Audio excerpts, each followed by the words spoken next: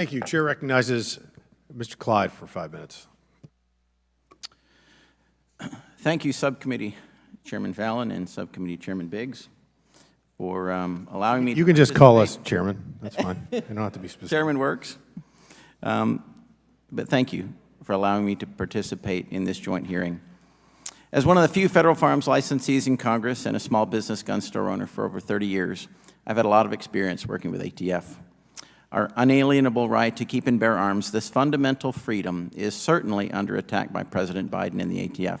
With the new frame and receiver rule, the pistol brace rule, and now the most recent attempt at universal background checks through President Biden's executive order. On January 13th, the ATF finalized its pistol brace rule, which unlawfully treats firearms with stabilizing braces as short-barreled National Firearms Act restricted weapons, effectively turning millions of law-abiding gun owners, including many disabled veterans, into criminals in just 120 days. Unelected anti-gun bureaucrats announced to law-abiding gun owners possessing these pistols with these attached braces that starting on January 31st, they have only 120 days to register, turn over, dismantle, or destroy their firearms. Failure to comply with this unconstitutional measure will result in up to 10 years in jail and a $250,000 fine. The ATF's abuse of rulemaking authority dangerously violates American Second Amendment rights, irresponsibly disregards Congress's sole legislative authority, and reveals yet another uninformed flip-flop decision by anti-gun bureaucrats at the ATF. Back in 2012, pistol braces were determined legal to use and shoulder. The decision was reversed 3 years later in 2015, claiming stabilizing braces were illegal to shoulder, turning pistol-braced firearms into unregistered short-barrel rifles.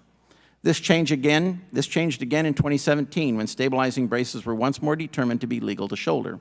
And now here we are in 2023 as the ATF is yet again vilifying pistol braces and turning their owners into criminals, and in the process destroying the hard work of entrepreneurs and small business owners like Mr. Bosco.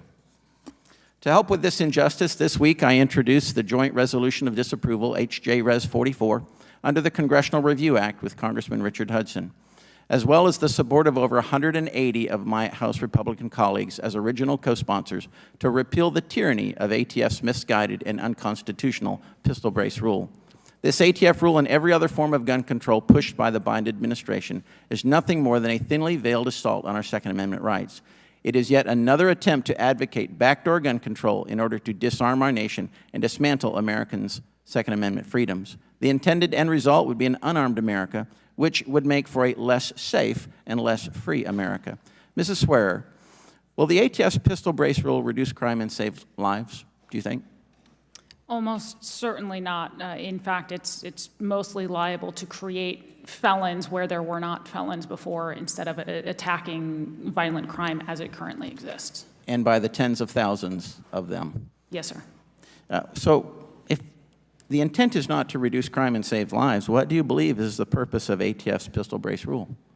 I firmly believe that the intended purpose is simply to try to do something, if you will, about gun violence in the typical way of, well, look, we've done something. We've regulated more. The problem is the regulation is not directed at the violent criminals themselves. It's directed at millions of peaceable citizens who are not and never were the problem. Meanwhile, to the extent that it is regulating these devices for would-be violent criminals, well, congratulations. They have a plethora of other ways of either obtaining that same firearm, because if they're not prohibited and just spent on violence, they can pay the $200 tax and they still have the same firearm, so we haven't even cut down that option for them.